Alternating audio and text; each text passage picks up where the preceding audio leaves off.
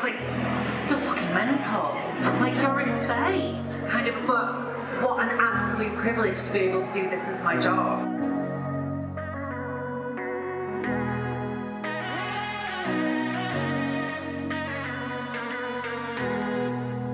And welcome to this fascinating session with three amazing authors who are going to tell us how they do what they do. I'm Lucy McCarraher. I'm the founder of Rethink Press. I'm the founder of the Business Book Award. I have written 13 books myself. We have Janice Hallet, who is the amazing author of The Appeal, her first book that was an immediate Sunday Times bestseller, followed by Timecodes, and then more recently The Albertan Angels, all of them incredibly fascinating books. And we have Juno Dawson, who is the author of many books, including The Gender Games.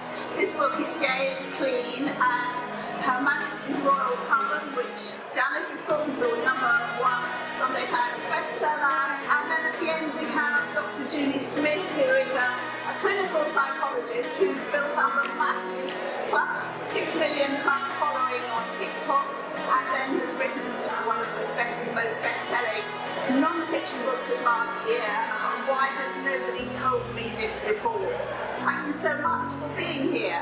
The first question I want to ask you all is, how does the idea for a book come to you? So you all write other things as well as books, you write scripts, you write videos, but with a book, Julie, how did the idea first come to you for Why Has Nobody Told Me This Before? Yeah, well, I guess the idea for the book almost probably came before I started doing any of the videos online. I was working as a psychologist, doing talking therapies, and lots of people that would come along to therapy, I realised didn't necessarily need that long-term therapy once they had the educational aspect of that. So people don't realise you go to therapy and you do a lot of talking, but you also learn a lot about how your brain works, how you can impact on your mood, those sorts of things.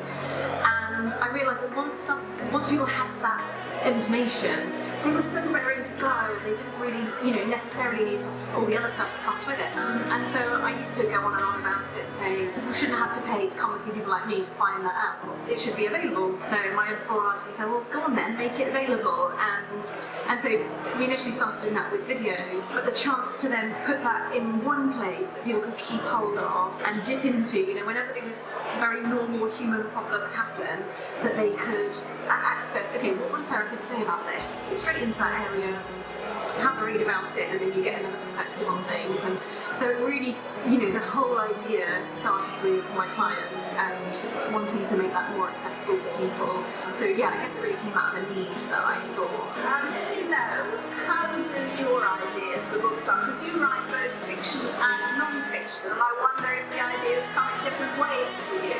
Yeah, and can everybody hear me in the back? I'll shout.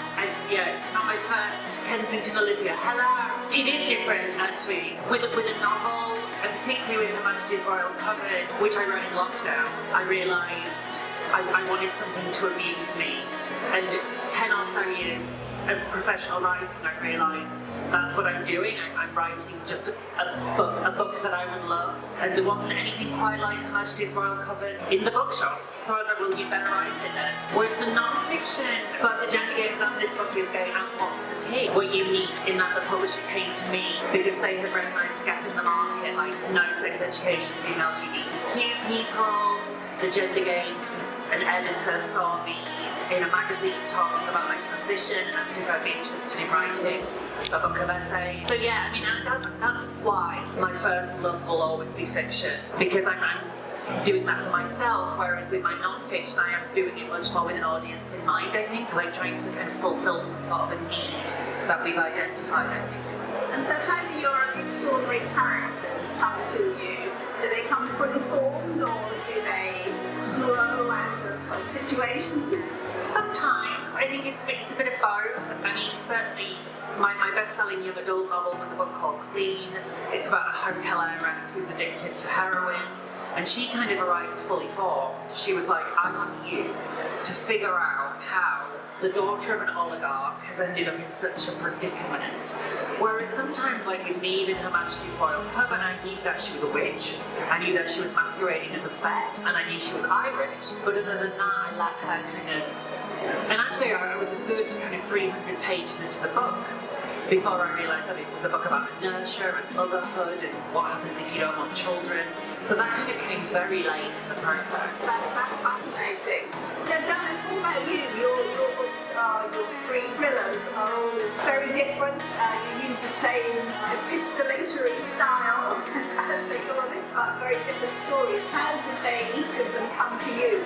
Well, each of them has grown really gradually and quite slowly over the years, but each one starts with a tiny seed. For example, the Timecodes. Many years ago I thought, wow, wouldn't it be great to have a book called the Brighton Code about people who noticed a code in Enid Blyton's books. Now I parked that idea for about 15 years, but when I was thinking of my second novel, this is during lockdown, suddenly that came back to me, that little seed, and it started to grow, and the character, a bit like Juno was saying, came to me fully formed. Steve Smith was there straight away. But it was only while I was writing that book that the themes emerged. These themes about literacy, about childhood trauma.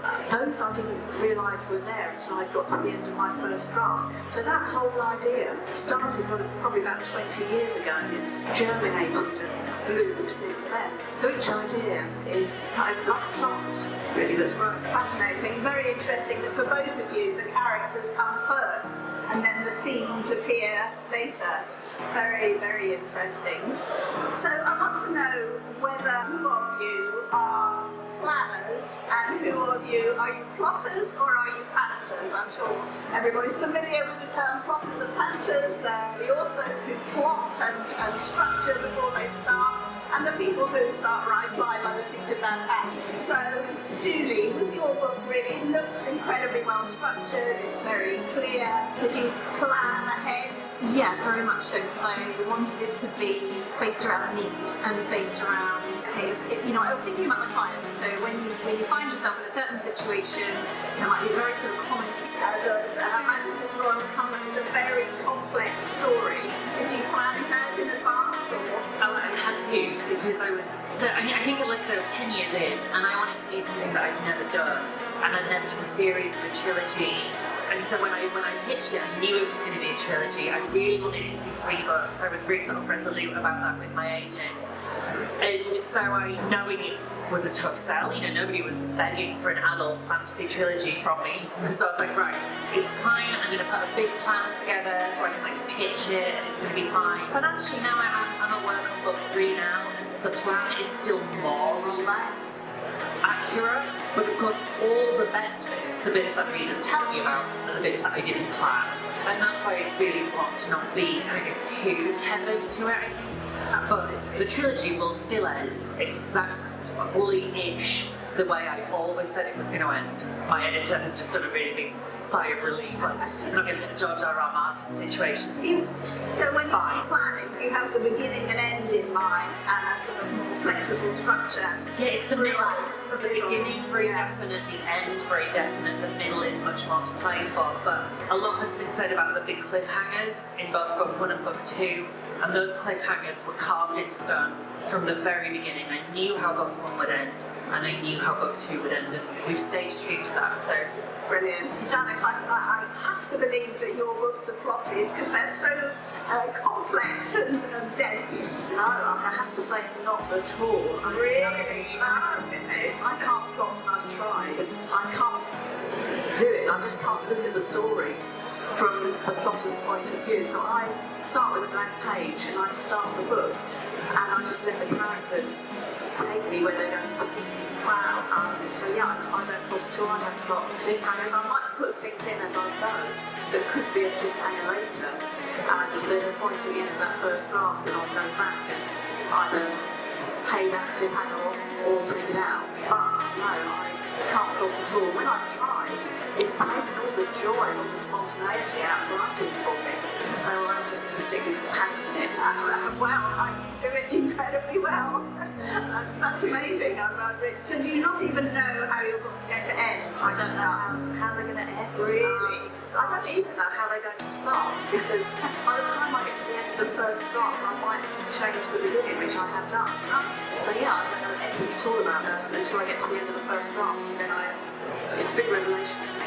Wow, that's really impressive because they are so complicated and they, weave so many different threads in. There's a lot of reverse engineering. Right. The plotters do their work before, but I have my work afterwards at that first edit. I can take 3 months to do that second edit just to get that first edit into shape. So I don't get away with it at all. Well, that's fascinating. What does your writing day look like? So, Juno, when you get into writing a book, do you have a time frame? Do you have a regular writing habit? How does that work for you?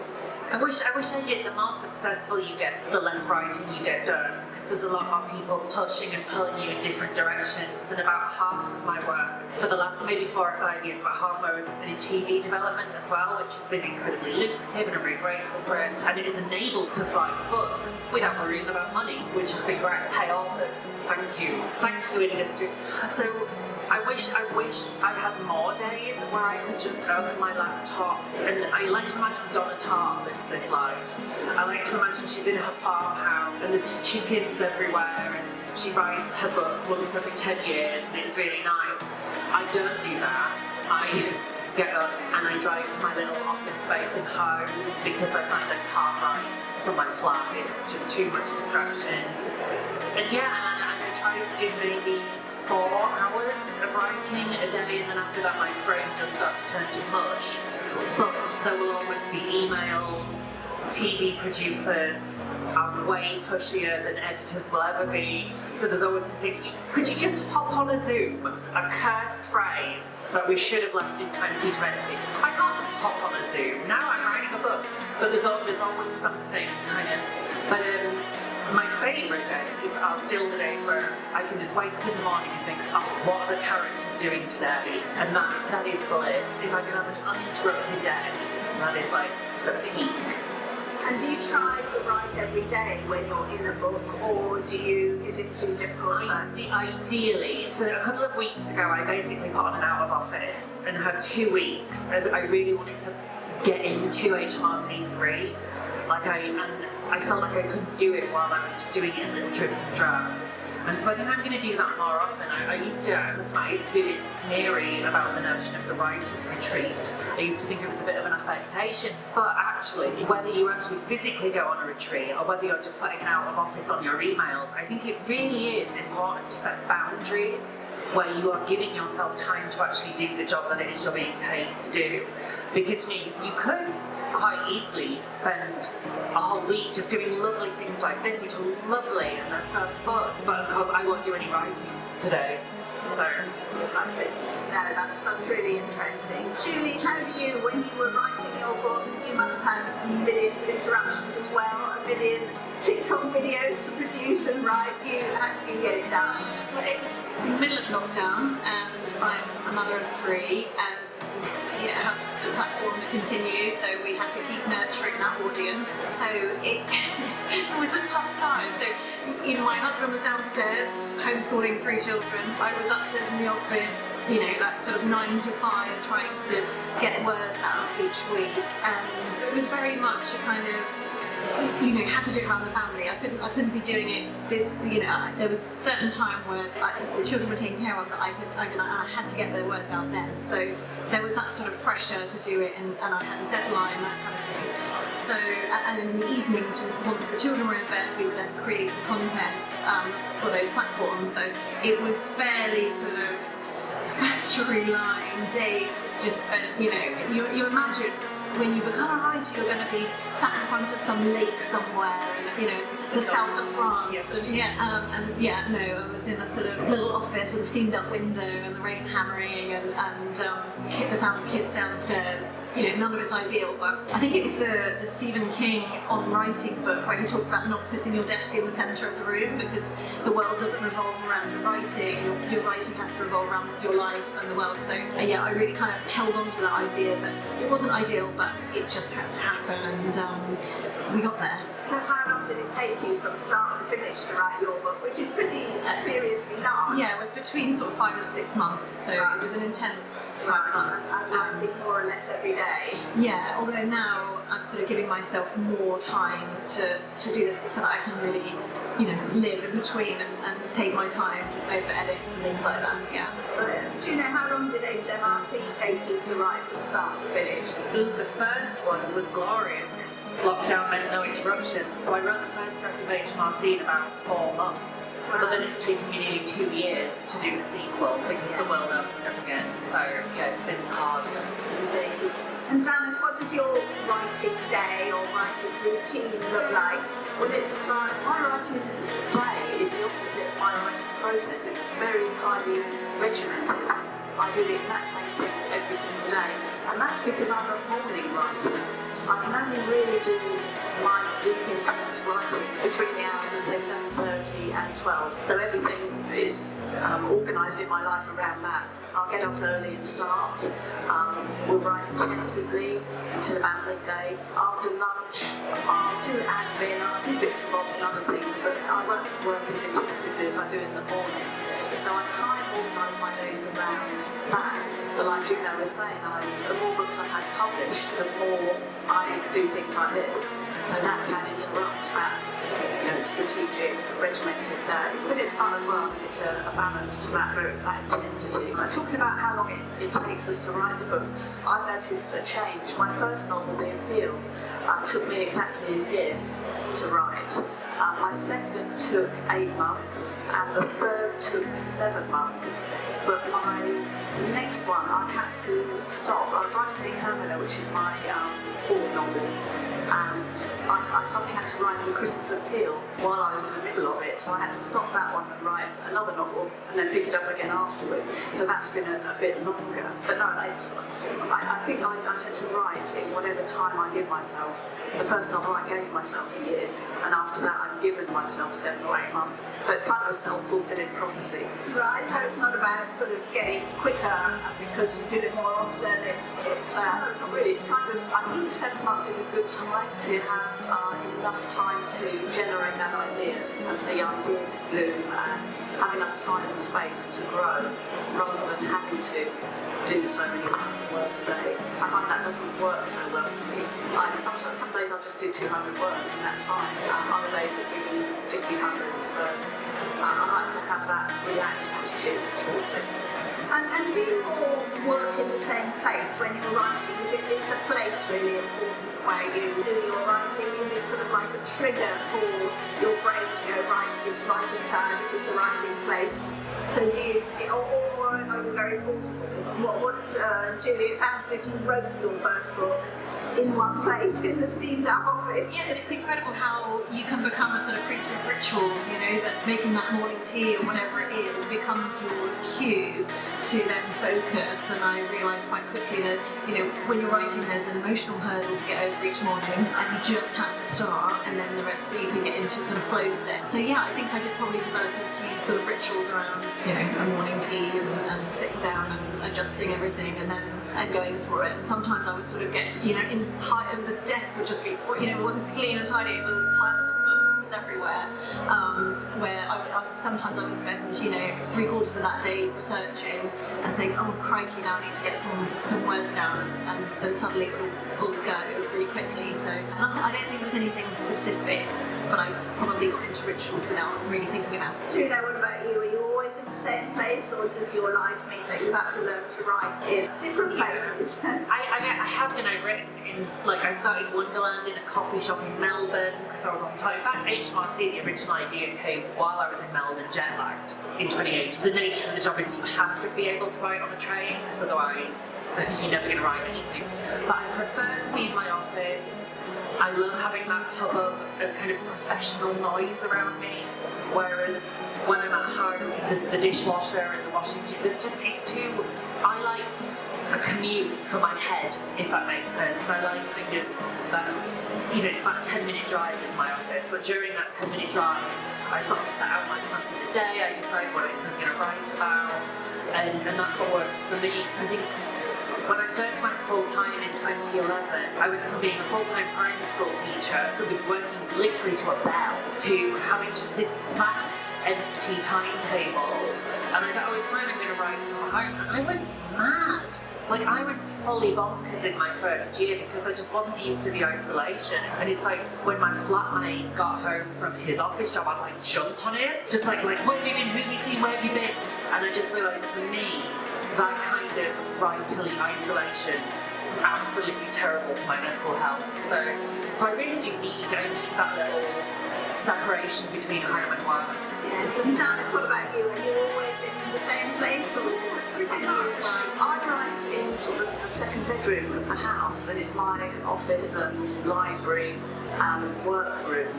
And I like being in there. When I sit down in the morning and open up the file I'm working on, it kind of a calm descends over me.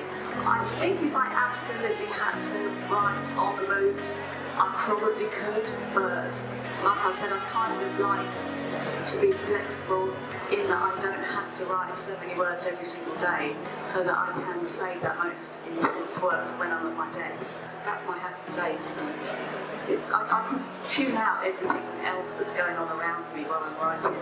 So.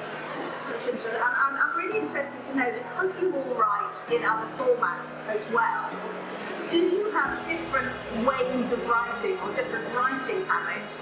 For instance, when you're writing for screen, for TV, for film, do you do it differently than when you're writing your novels? It is different. The novel writing is so intense, and I have to keep at it day after day for months on end.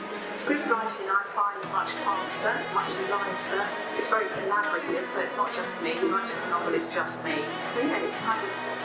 I mean, I always do this. The novel writing is heavy like this. Script writing is light like this. And it's kind of, that's how it feels. It feels it's a different experience. Interesting. And do you know what about you when you're script writing and doing your TV stuff? It's very different. Yeah, I think scripts, it feels fast, you know, and for example, I think you could definitely do a bit of final draft on the train, and it, especially if it wasn't a particularly heavy scene, because like there's quite functional scenes kind of. Whereas I think with a novel, you almost want to move into the world and really immerse yourself in it and really spend some time there. So yeah, it's very hard to quantify, but you're absolutely right. It's a very, very different skill. But I love both. I like both equally, but they are different. And do you feel it kind of helps both of them to have the two different types of writing that you're doing, that they sort of give you a break from each other, and they maybe, do you feed from one to the other? Do you write filmically for novels, and do you see the scenes? Yeah, I mean, I think so. I've always felt like a novel is a film you're watching in your head. That is how I've always seen a novel. And so I think the skills are very transferable. I quite like focusing on my screenwriting on non-fiction when I've finished a novel. It feels like a really nice palate cleanser, especially if you're moving into something completely different. Because there's always a danger of accidentally running your novels together a little bit, especially when I was writing YA. Like, all my protagonists were a 17-year-old feisty teenage girl, so it was nice to have a little break and focus on something else for 2 or 3 months before starting a new novel. Right. And Julie, you write different. You write your videos. So how do those interact with the book writing? And there's a fair amount of script writing to go with it. Yeah. Do you know, is there anything that stops you in your tracks when you're writing? Any kind of block that happens? Certainly, starting the third part of Her Majesty's Royal Coven has been a really big psychological thing. There is something about a fear of making a mess of the ending or fudging the landing, kind of. The reviews for the second book have been better than I dared hope, because the middle book of a trilogy can be quite difficult to pull off. So the reviews have been fantastic, so now it felt like there's even more pressure to not kind of fluff the ending. So I've been putting off starting the third book for a really long time, but I think what I needed to do is kind of take some of the pressure off and realise that writing doesn't always happen in a Word document. You've got to do the research. You know, I've just been back to Hebden Bridge because I've not been for a couple of years, so it was important to me to go back. You know, watching a bunch of videos about the Spice Girls, which was where this all started. You know, the Spice Girls were wives, they were witches. You know, so that to me is part of the process, and I realised I shouldn't feel guilty. I shouldn't feel guilty about not writing 1,000 words a day. I'm a big fan of making a Pinterest mood board. And so I took the pressure off, and actually I got started. And you know what? It was fine. It was in my head. Thank you. So next to a psychologist. Sorry, what's that? Productive procrastination. Thank you. But there you go. So where are you with the third book? Is it written? Is it? That's the worst question you could possibly ask. No, I've done maybe about 30,000 words, but it's fine. It's not happening next year. HarperCollins knows. It's fine. We're gonna have a gap. Sorry. What about you, Janice? Do you get blocked on in any particular way, or do you just do your hours a day and it never stops? So far, so good. I try not to put pressure on myself because I think that pressure can create the block and can stop you moving forward. I did work as a journalist for a long time, and that taught me a lot of writing your way through any moments you have when you might be stuck for story or stuck for what happens next. So that serves me well a lot of the time. I do a lot of productive procrastination as well. It's quite nice sometimes to just sit, surf the nets, fish around for inspiration and ideas, and not let it worry you. That's the key, I think. Don't let those moments worry you, and you'll get through it, and it'll be better for it. So yeah, so far so good. Great. I'm sure it's true that I say it to the people I mentor when they're writing all the time, that it's not just about what you're writing. It's not just about the time when your hands are on the keyboard and your eyes are on the screen. It's about all the other time that your subconscious is processing your characters, your information, your shape and format, and then you come back and it's a lot of the work's being done for you. So does that feel how it works to you, that it's a sort of constant immersion, but there's the conscious and the subconscious absolutely working together? You're right. I mean, writing is that meld between the two. Because I often I'll read something in the afternoon that I've written in the morning, but I don't remember writing it, but I thought, wow, you wrote this. It's almost like I don't recognise it as me, because I was writing with my subconscious mind, but reading it with my conscious mind. And it shows that there's a really productive interaction between the two when you're writing, when you're being creative. So do any of you actually feel that when you're writing, you are really channeling stuff that's coming from somewhere else? Do you know your body? Do you? 100%, yeah. And that's why I still feel so fortunate to be doing this job after so long. Because how ridiculous. Like, I get to make money off my imaginary friends. It's bizarre. Like, I remember once, quite early in my career, I went for a really long walk all along Brighton seafront, and I realised I hadn't thought about a real person or event the whole walk. And I was like, you're fucking mental. Like, you're insane. Kind of, but what an absolute privilege to be able to do this as my job. But and when it does get gnarly, I just remember that, which is, it's the best job in the world. The best job. Julie, do you think are you thinking of fiction at all, or are you writing another psychology book? Yes, not fiction, but still coming back to the need. So I guess the benefit of being on the social platforms and the fact that people seem to sort of be able to get hold of my email address and like that, constantly getting lovely emails and messages from people who say, thank you for that book. This part was really helpful because, and then, here's my story. And that's given me so much sort of input for the next, because I just felt like I didn't want to write a book for the sake of it. And so I always said, whenever people say, is there another book? I say, well, if you see one, it's because I thought it was something really important to say that I have to get out there. And yeah, there's been a sort of, without sort of giving anything away, I think there's been a natural progression of stories that I've heard and feedback that I've had that have really opened up my eyes to a need that the first book didn't really meet, or that it wasn't intending to meet, but people were using it for that. So yeah, we're kind of, a little way into the next bit. Oh, exciting! That's wonderful. Janice, I know that you finished writing The Christmas Appeal. I looked at your Amazon page and I thought, oh my goodness, there's a book I haven't read. The Christmas Appeal, but it's not actually out yet, is it? No, that's out the 26th of October, and my next novel after that will be The Examiner. It'll be out in September next year. Right, and have you finished writing that, or are you in the throes of it? I've done my first draft, so I finally know what it's about, and that's with my editor now, so I'm expecting edits back in. So I'm Christian, I'm from the Netherlands, and there's it's very normal when you are writing, when you ask a lot of people you trust to read your story and they give their opinion on what's bad and what's not, and then it goes to the editor when they have a publication. Is this for you three also, or four, or do you do it totally different? I send things to my agents. I've got a screenwriting agent and a novel writing agent, and they're kind of my first ports of call if I'm stuck on something, or if I wonder how what I've written is going to be perceived. They are who I ask. Other than that, my editor. I don't send it to anyone else. No, I've got my best friend Samantha from university, because we like a lot of the same books. That's one of the things that made us really good friends. And I know from her instant first reaction if I'm onto a winner, basically. And still now, after 10, 15 years, if Sam is a bit lukewarm, I'm shit. So no, she's always still my first reader.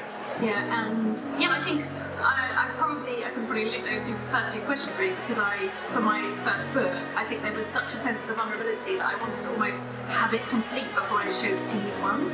And this time, I'm not going to do that at all. I'm going to be showing people all the way along. But when we're doing generally sort of ideas or captions and short things and articles, my husband's probably my first go-to, because I know he's just honest with me. That I always say to people, go to town on it. I want to make it good. So I want all the feedback kind of thing. So I think it's starting with that trusted circle where someone's not kind of yes manning you. You're going to get on it because you then trust those honest opinions, even though it kind of hurts if there's something in there that you don't agree with. But that's an incredible learning experience in itself. Thank you so much. I think we're going to have to finish there, but thank you very much, Julie Smith, Juno Dawson, Janice Hallet. You've been amazing.